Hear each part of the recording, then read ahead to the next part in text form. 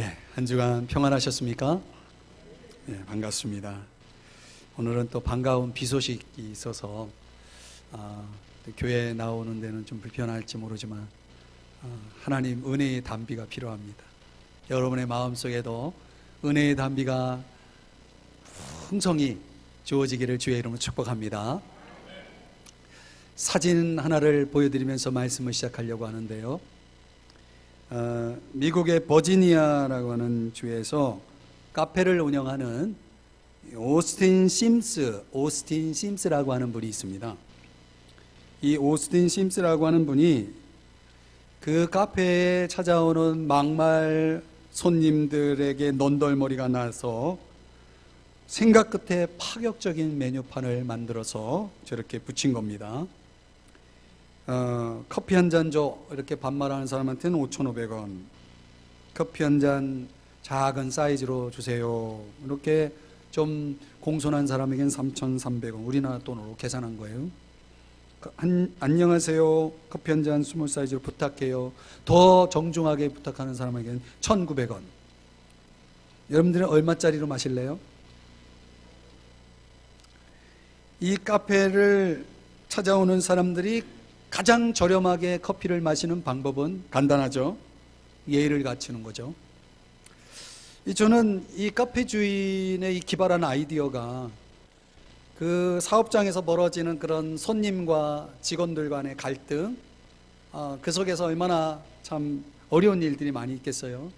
그 한 사람의 생각 속에서 나온 저 기발한 아이디어가 세계의 많은 사람들에게 큰 화제거리가 되었다는 것이죠.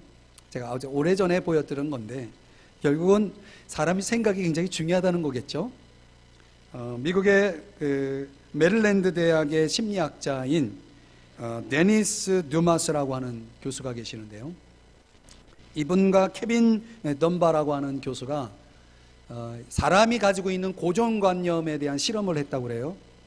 그 고정관념 속에 얼마만큼의 창의력이 발휘되는가를 실험한 것인데, 대학생들을 세 그룹을 모집해 가지고 첫 번째 그룹에게는 당신이 괴짜 시인이라고 하는 시인이라는 것을 상상하도록 했고, 두 번째 그룹에게는 당신이 아주 고지식한 도서관 사서다, 도서관을 관리하는 사서다라고 상상하게 했고, 세 번째는 아무 지시도 하지 않았어요. 그렇게 세 그룹을 가지고 실험을 하면서 어떤 실험을 했냐면, 그들에게 책, 삽, 여러 가지 도구들을 10가지 도구들을 주면서 이 도구를 활용하는 용도를, 당신이 생각해낼 수 있는 용도를 적어보라 라고 하는 과제를 주었다고 합니다. 그 결과 이 세 그룹 속에서 나타난 그 창의력이 순서가 첫 번째, 두 번째, 세 번째 그룹 순으로 나왔다는 거예요. 첫 번째가 어떤 그룹이라고요? 괴짜 시인, 두 번째가 고지식한 사서, 세 번째는 아무것도 아닌. 그러니까 사람이 상상하는 거에 따라서 그에게 나타난 창의력의 결과가 이렇게 달리 나왔다는 것이죠. 이 실험에 좀 더 발전적인 심층 실험을 했는데, 괴짜 시인이라는 상상을 했던 학생들에게 이번에는 당신이 고지식한 도서관 사서다, 그리고 반대로 도서관 사서 역할을 상상을 했던 학생들에게 당신이 이제 괴짜 시인이다, 이 역할을 바꾸어 상상하게 했어요. 결과는 어떻게 되었을까요? 그 바꾼 결과대로 괴짜 시인의 역할을 맡은, 전에는 도서관 사서였는데 지금 괴짜 시인을 상상한 학생들의 상상력이, 창의성이 훨씬 더 잘 발휘되었다는 결과를 얻게 되었다는 것입니다. 이 실험의 결과에 의해서 연구팀이 내놓은 결과는, 그 교훈은 뭐냐면, 자신이 어떤 사람인가를 생각하는 것만이라도, 상상하는 것만으로도 그 사람에게 나타나는 창의성이 달라질 수 있다는 것입니다. 그러니까 내가 어떤 사람이냐, 나는 누구냐, 이 오스틴 심스라고 하는 카페 주인이 만들어낸 기발한 아이디어가 사람들의 생활 태도를 바꿔 놓은 것처럼, 내가 스스로 어떤 사람이라고 생각하느냐에도 상당히 우리 삶에 주어지는 결과가 다를 수 있다라고 하는 연구 결과예요. 이게 생각이 굉장히 중요하죠. 생각의 전환이 중요한 것입니다. 여러분에게 아주 짧은 동영상 하나 보여드리려고 그래요. 이 동영상의 내용은 영화 300이라는 영화에서 나온 그 스파르타 왕이 이제 이야기하는 내용을 한번 주목해 보세요. What is your profession? 당신의 직업이 뭐냐? 이렇게 물었을 때 조각가다, 대장장이다, 뭐 이런 대답이 나올 때 자신의 뒤에 있는 스파르타 군대들 향해서 너희들의 직업이 뭐냐 그랬더니 하늘을 찌르는 함성을 지르는 것으로 답을 하죠. 이 그리스 연합군을 모으기 위해서, 페르시안 군대와 맞서기 위해서 군대를 모을 때, 그때 이 스파르타 왕이 겨우 400명을 데리고 온 것을 여기에서 이 낙소스라고 하는 사람이 보고 실망할 때 이제 What is your profession이라고 물어보는 겁니다. 직업이 뭐냐? 근데 제가 저 장면을 주목하는 이유가 있어요. 자신의 그 300명 군사들을 향해서 너희들의 직업이 뭐냐? 이렇게 물었을 때 그들이 하늘을 찌르는 함성을 지르는 모습이 그렇게 인상적이에요. 자신들은 자신의 직업이 뭡니까? 잘 훈련된 군인이라는 것을 표현한 것이죠. 여기서 그들이 가지고 있는 힘은 뭡니까? 바로 그거죠. 수가 중요한 것이, 숫자가 중요한 것이 아니라 잘 훈련된 우리야말로 이 전쟁에서 반드시 이길 수 있다라고 하는 그런 확신을 가지고 있는 저 300명의 용사처럼 말이죠. 우리 인생 속에 내가 누구냐라고 하는 사실을 알고 내가 무엇을 위해 살고 있느냐라는 것을 아는 사람들, 나를 어떻게 생각하느냐라고 하는 것이 인생의 싸움에서 얼마나 중요한지를 보여주는 그런 장면이라고 생각이 됩니다. 사랑하는 여러분, 오늘 성경으로 한번 돌아와서 19절 말씀을 여러분들 같이 읽으면서 거기에 이런 표현이 나왔습니다. 우리가 맡은 은혜의 일. 우리가 맡은 은혜의 일. 자, 오늘 일에 대한 묵상을 좀 함께 하려고 하는데요. 거기에 일이라는 단어를 한번 주목해 보세요. 여러분, 사람은 일을 떠나서는 존재할 수 없는 거죠. 그래서 인류학자들이 인간을 가리켜서 호모 파베르라고 하죠. 노동하는 인간, 이렇게 규명을 했습니다. 인간은 어떤 사람이냐면 노동하는 사람이다. 그러니까 인간에게 있어서 노동은 뺄 수 없는 거죠. 일은 뺄 수 없는 거죠. 문제는 앞서서 말씀드렸던 그 여러 가지 예를 생각하더라도 중요한 것은 그 일이 우리에게 어떤 의미를 주느냐, 나는 무엇의 전문가로 살고 있느냐, 나는 어떤 일을 하고 있느냐라고 하는 것, 이게 굉장히 중요한 개념이다. 바울이 디도라는 동역자를 소개하면서 이 본문 속에서 일에 대한 성경적인 관점을 세 가지로 우리에게 가르쳐주고 있는 것을 제가 발견하면서 여러분들과 같이 일에 대한 중요한 관점 세 가지를 함께 묵상해 보려고 합니다. 우리가 맡은 일, 우리 각자가 이 세상 살아가는 동안 갖고 있는 우리의 일은 어떤 일일까? 또 어떻게 그 일을 대해야 할까요? 세 가지입니다. 첫 번째, 간절함이 있어야 합니다. 한번 따라 하십시다. 간절함. 오늘 성경 우리가 같이 읽은 본문 앞에 16절을 한번 가볼까요? 그 16절에 보면 너희를 위하여 같은 간절함을 디도의 마음에도 주시는 하나님께 감사한다. 여기 간절함이라는 단어가 나오죠. 이 더 메시지라고 하는 성경 번역에서는 뜨거운 관심이라고 번역했습니다. 이 간절함을 다르게 표현하면 뜨거운 관심을 얘기하고, 공동 번역에서는 열성이라는 단어로 번역을 했더라고요. 우리를 뜨거운 관심으로 몰아넣는 그 어떤 것, 우리에게 열성을 가져다 주는 그 어떤 것, 우리를 간절하게 만드는 그 어떤 것, 어떤 주석학자는 이것을 소명이라고 해설했습니다. 소명. 사랑하는 여러분, 간절함은 누가 주십니까? 오늘 바울이 하나님이 주셔서 감사하다라고 고백하고 있죠. 우리 인생의 간절함은 어디서 나오냐면 근원이 하나님이십니다. 여기서 말하는 간절함은 열성 내지는 뜨거운 관심, 우리의 뜨거운 관심은 어디에 있습니까? 바로 그것이 간절함이겠죠. 그것이 열성이겠죠. 근데 그것을 소명이라는 단어로 바꿀 수 있다는 것입니다. 17절의 말씀에 가보면 그 간절함의 특성이 뭐냐면 그가 고난을 받고 더욱 간절함으로 자원하여, 요 자원하여, 간절함의 특성은 뭐냐면 간절한 사람들에게 뭐가 있냐면 기꺼이 하고자 하는 자원하는 마음이 있다는 것입니다. 22절에도 또 간절하다라는 단어가 또 나와요. 여러 가지 일에 간절한 것을 여러 번 확인하였거니와. 정말 간절함이 있는지 없는지를 사람들은 확인할 수 있다는 거죠. 증명할 수 있다는 것입니다. 자, 오늘 본문 속에 간절함이라는 단어가 3번 언급되죠.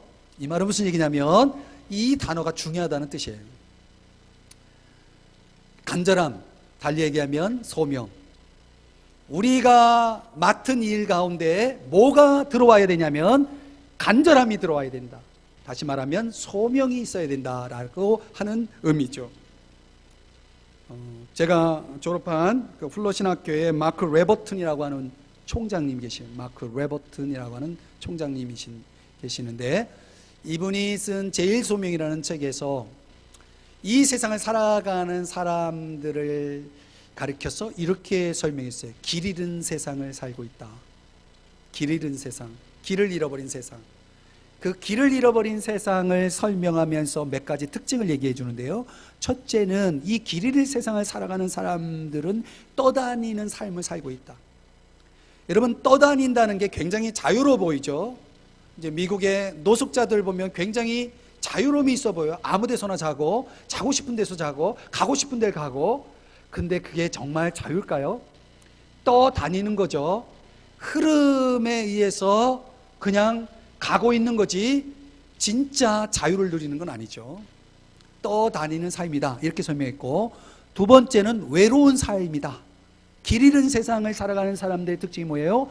외로운 삶을 살고 있다. 이게 무슨 얘기냐면 사람들이 친밀함을 추구하는 관계를 원하지 않는다는 거죠. 그래서 사람들은 그냥 형식적으로 사람들을 사귀고 관계를 맺기 때문에 실질적으로 길 잃은 세상을 살아가는 사람들은 다 외롭다는 거예요.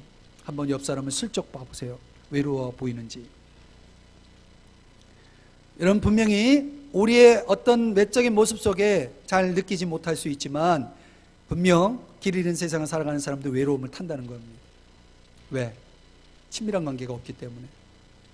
아는 사람은 많은데 친밀한 사람이 없는 거죠. 교회 생활하면서 제일 불쌍한 사람이 이런 사람들이죠. 교회를 나와도 가까운 사람, 친밀한 사람 없어요. 함께 기도 제목을 나누고 함께 교제를 나눌 수 있는 사람 없어요. 그런 사람이 얼마나 불쌍해요. 이민 사회는 교회가 없이는 못 산다고 그러죠. 거기서 모든 관계가, 모든 삶이 다 거기에 들어와 있죠. 우리 사회도 이제 그런 필요를 느끼지 않습니까? 그 레버튼 총장이 3번째로 지적하는 게 뭐냐면 그 삶 속에 척하는 삶이 있다는 것입니다. 뭐뭐 하는 척. 이게 뭐예요? 내용보다는 외양을 중시하는 거죠. 내가 누구냐보다는 사람들이 나를 어떻게 생각하느냐에 더 중점을 두고 살아간다는 거죠. 그래서 사람들은 뭐 좀 자세하게 어떤 무엇을 알고 싶어서 물어보면 괜찮아요? 라고 이야기를 하죠. 척하는 거죠. 괜찮긴 뭐가 괜찮아요? 기도 제목을 물어보면 기도할 거 없어요. 기도할 게 없는 사람이 어디 있어요? 척하는 거죠. 여러분, 척하는 게 이게 대단해 보이는 것 같죠? 실상은 그렇지 않죠. 이 레버튼 총장이 이야기하는 내용이 그거예요. 또 하나는 두려운 삶을 산다는 거예요. 뭐가 두려우냐? 사람에게 인정받지 못하는 것이 두려운 거예요.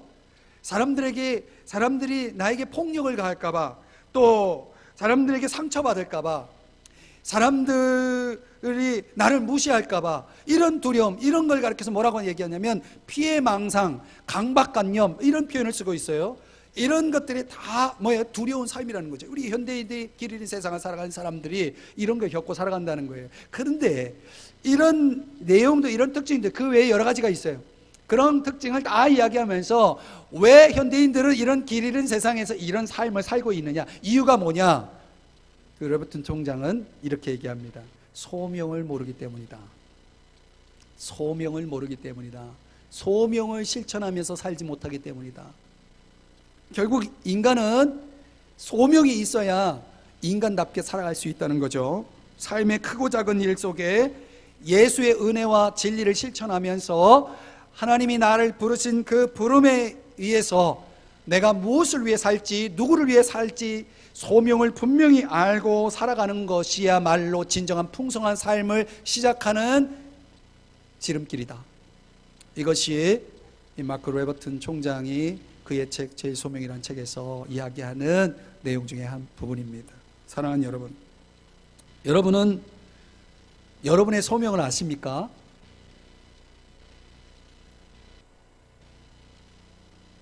행동유전학이라고 하는 그 학문이 있어요. 행동유전학 들어보셨나요?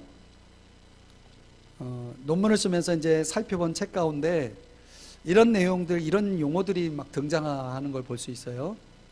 이게 행동유전학에 의하면 과학자들이 내린 결론이 뭐냐면요, 남자나 여자는, 이 모든 남자 모든 여자는 정자와 난자를 생산해낼 수 있는, 어느 정도 생산하냐면 10만 3천 개 정도 생산할 수 있는 능력을 가지고 있다는 거예요.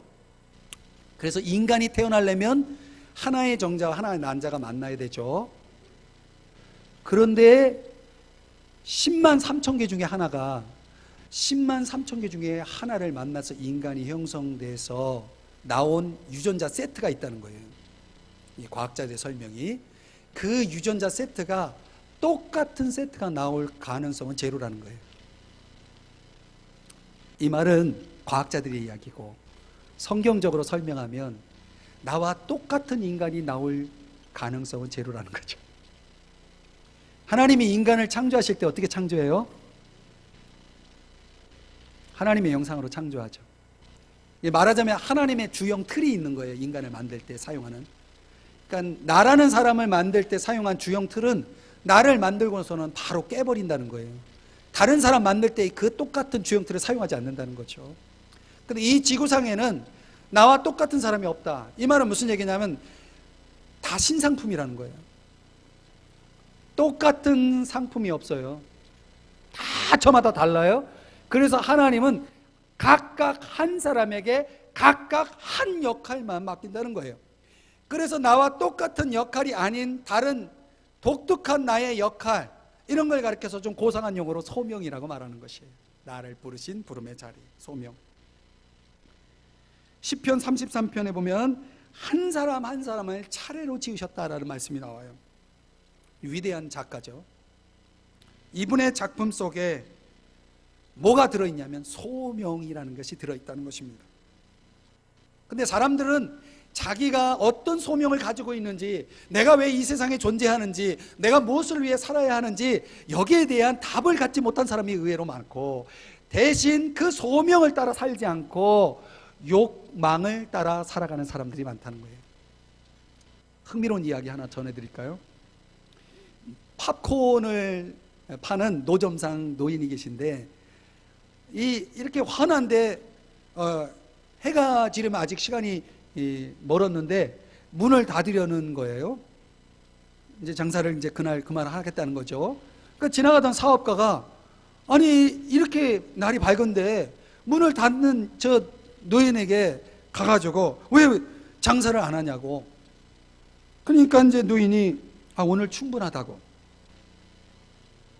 무슨 말이냐고, 어떻게 충분할 수 있냐고, 지금 이렇게 더 일할 수 있는데 더 열심히 일해야죠, 이렇게 또 사업가가 얘기하니까 또 노인이 하는 말이, 왜 열심히 계속 일해야 되냐고 그렇게 반문을 하는 거예요.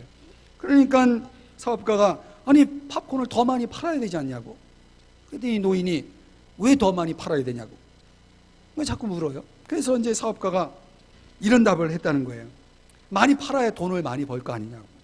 돈이 많이 벌면 이렇게 팝콘 가게도 여러 개 열 수 있고, 팝콘을 많이 팔아서 돈을 벌면 이제 노인 양반 일도 안 할 수 있고 집도 사고, 그래서 이제 편안하게 아내와 차 한잔 즐길 수 있지 않겠냐고.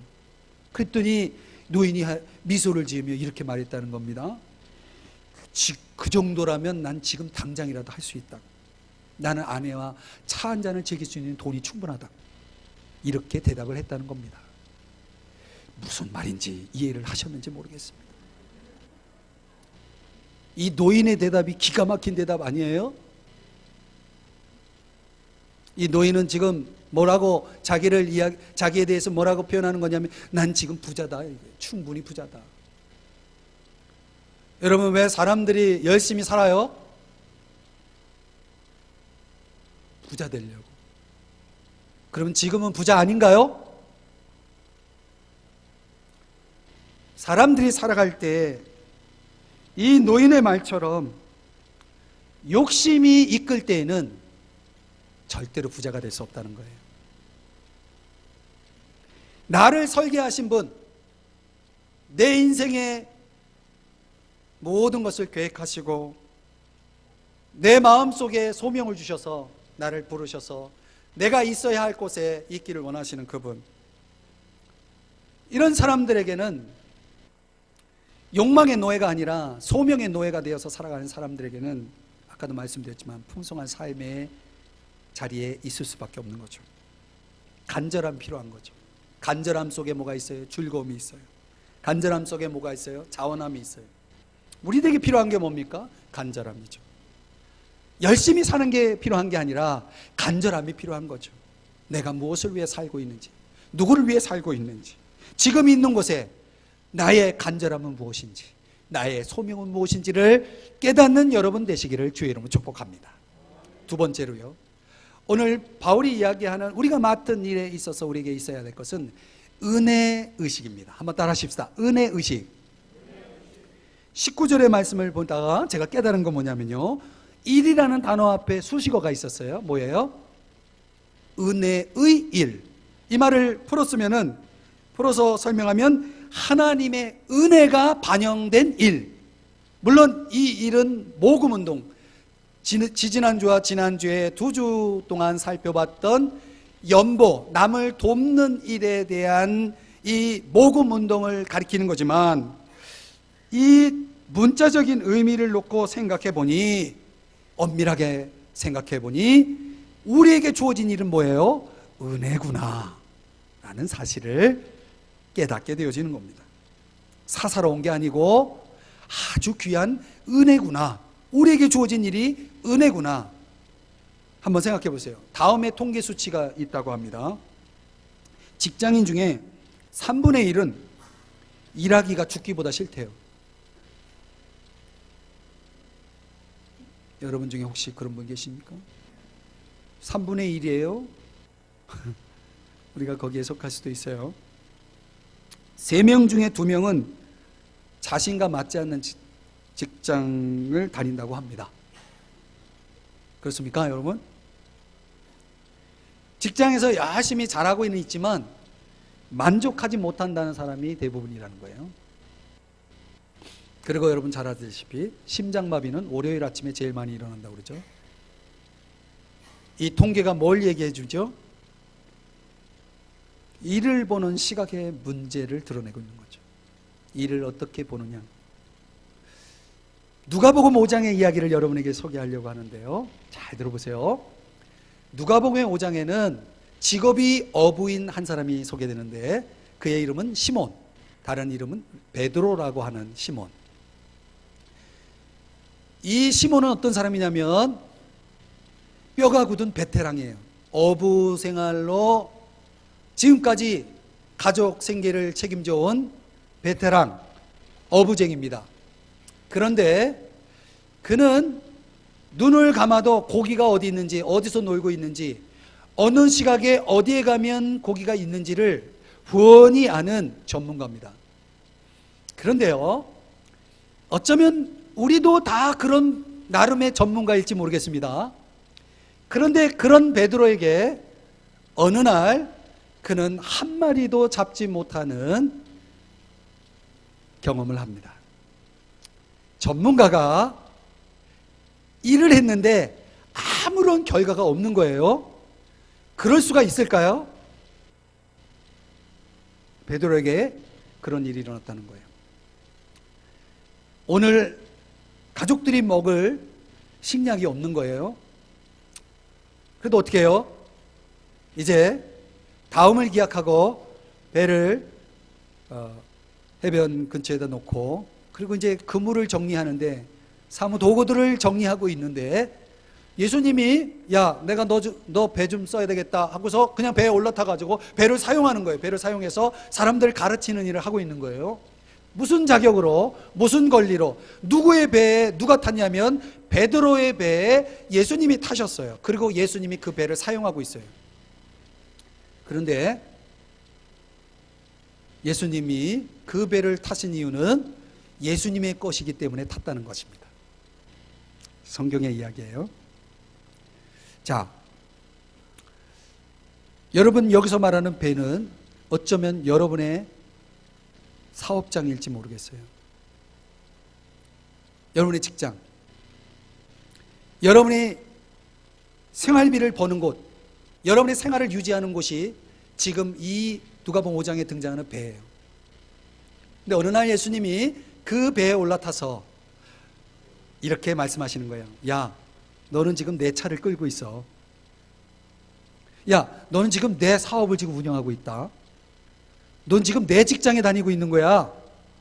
예수님이 이렇게 말씀하셨다는 얘기입니다. 지금 우리가 하고 있는 일은 누구의 일이에요? 예수님의 일이라는 것입니다. 잘 이해가 안 되시나요?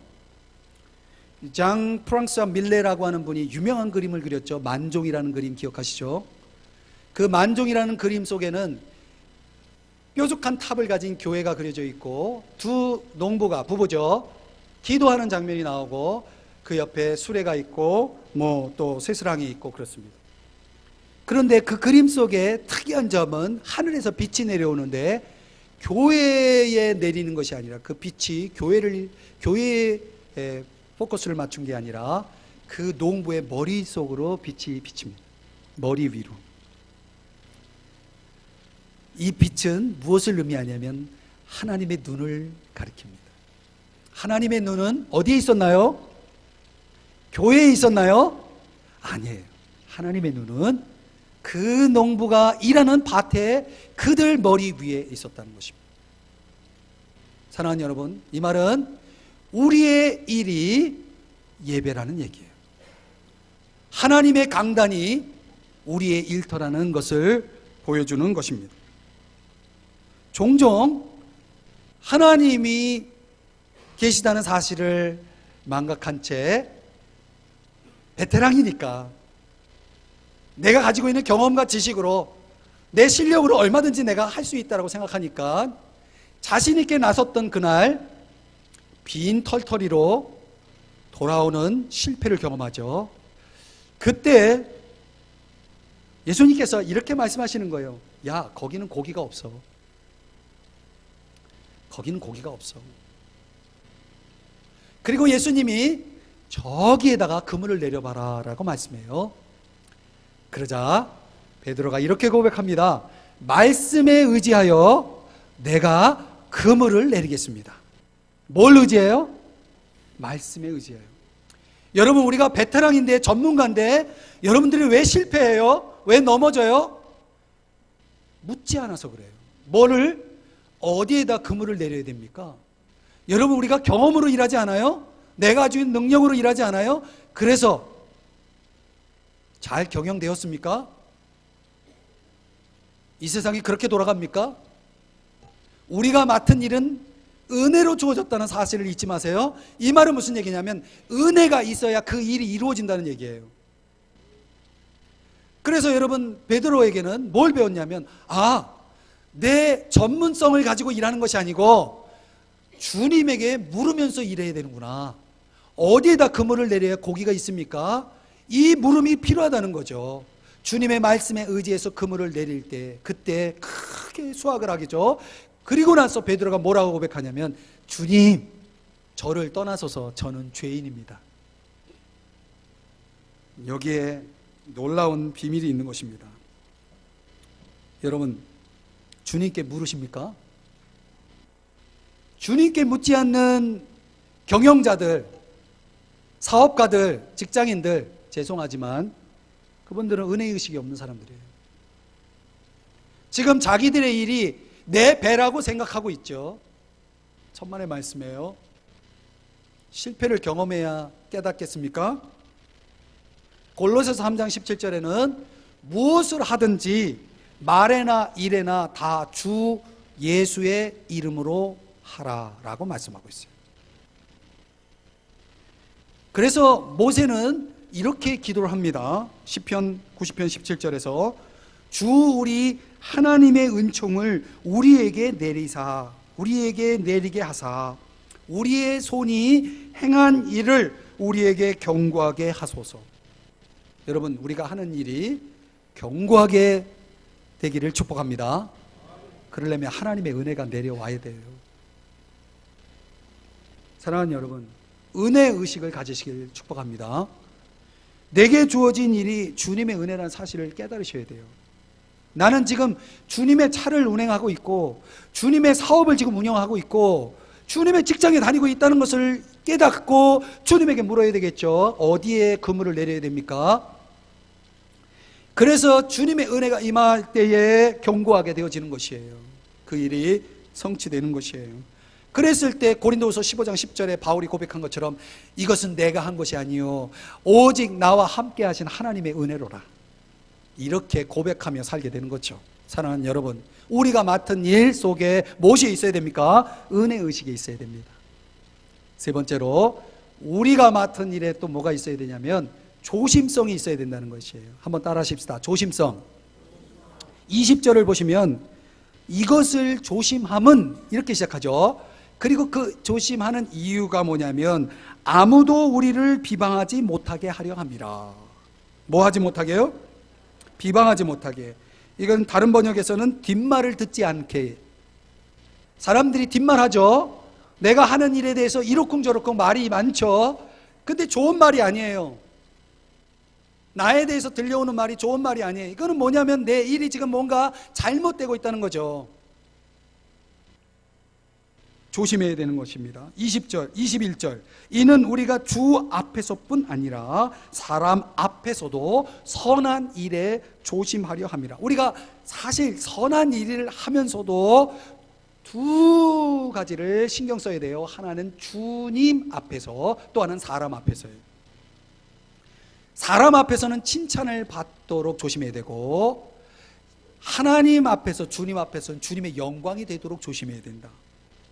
이건 도덕적이고 윤리적인 문제를 다룰 뿐만 아니라 영적인 문제, 신앙적인 문제를 다루고 있는 것이에요. 여러분 혹시 이 driven person, driven이라고 하는 영어 단어가 있어요. 이 driven이라고 하는 단어를 이 사전을 조사를 해보니까 굉장히 아주 의미 있는 해설이 나오는데 무슨 뜻이냐면 성공을 위해서 아주 의욕에 넘쳐서 그죠? 우리가 성공을 위해 아주 의욕 넘친 삶을 살잖아요. 의욕에 넘쳐서 목표를 향해서 열심히 일하는 사람을 가리켜서 driven person이라고 한다는 겁니다. 영어로. 이 driven person의 그 의욕 넘침, 그 열심이 좋은 일일까요? 여러분, 우리가 열심히 의욕이 넘쳐서 일하는 것이 좋은 일일까요? 좋은 일일까요? 생각해 보세요. 창세기 11장에 보면은 성공을 위해서 의욕에 넘친 목표를 위해서 열심히 일하는 사람들이 있었어요. 그들이 무엇을 열심히 했는가 봤더니 바벨탑을 쌓았어요. 바벨탑을 건축했어요. 무엇을 위해 바벨탑을 건축했을까요? 성경에는 이렇게 이야기합니다. 내 이름을 내고 누구 이름이요? 내 이름. 제가 여러분에게 묻고 싶어요. 여러분의 의욕은 무엇을 위한 의욕입니까? 내 열심은 무엇을 위한 열심입니까? 내 이름 내고자 하는 열심 아닙니까?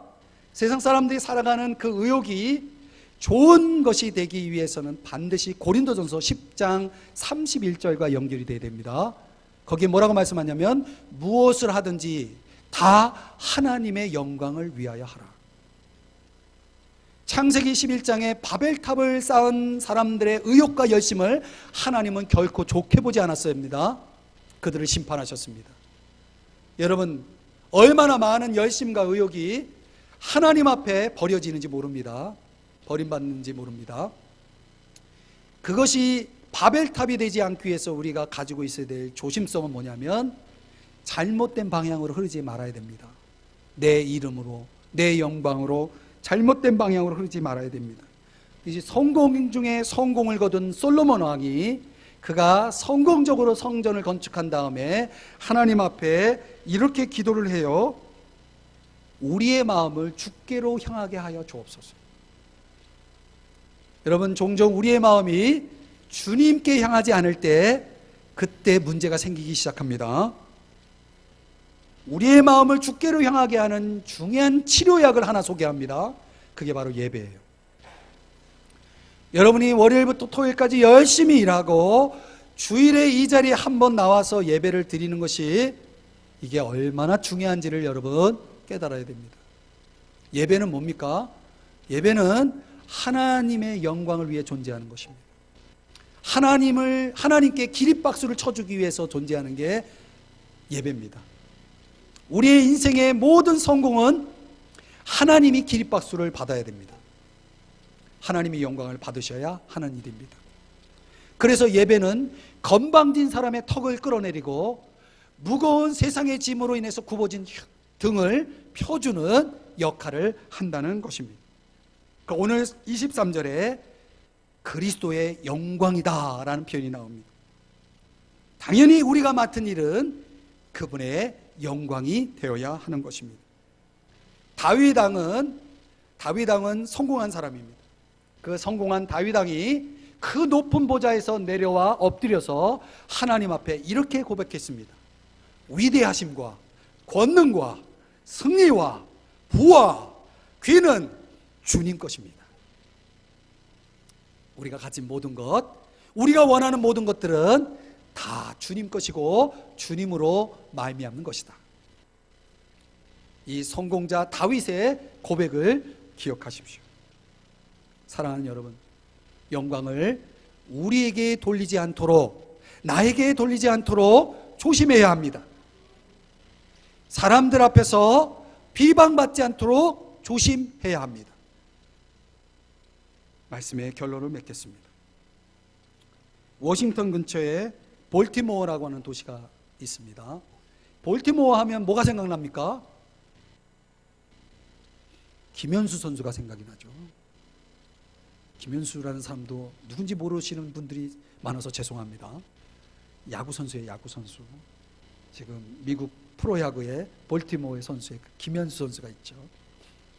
별로 관심이 없으신 것 같아요. 하여튼 이 볼티모어라는 도시에 그 김현수 선수가 있다는 걸 소개하려고 하는 게 아니고, 이 존스 홉킨스라고 하는 유명한 병원이 있다는 거예요.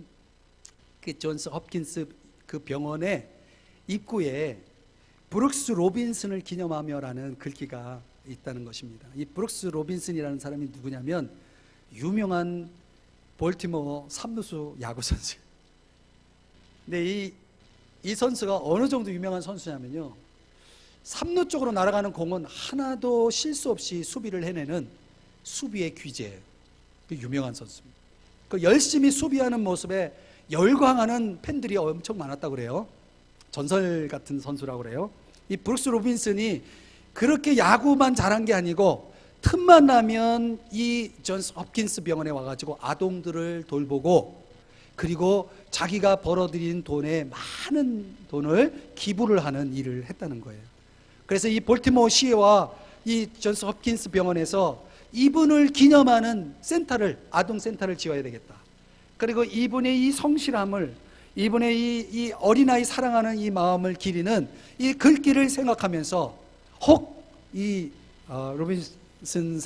로빈슨의 이 생각을 좀 알고 싶어서 물었대요. 당신은 어떤 이름으로 어떤 내용으로 기억되기를 바랍니까? 라는 그런 물음을 던졌더니 그는 이렇게 대답을 했다는 거예요. 저는 이 말이 굉장히 마음에 와닿아요. 저를 아주 즐겁게 플레이했던 사람으로 기억해 주십시오. 이게 전부예요. 아주 즐겁게 플레이했던 사람으로 기억해 주십시오. 저는 여러분에게 묻고 싶어요.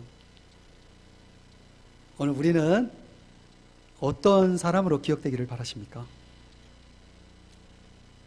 저는 이 브룩스 로빈슨 선수가 이야기한 것이 지금 오늘 본문의 말씀을 요약해 주는 표현이라고 생각이 되었습니다. 즐겁게 플레이한 사람. 이철희 목사는 즐겁게 목회를 하고 있을까요?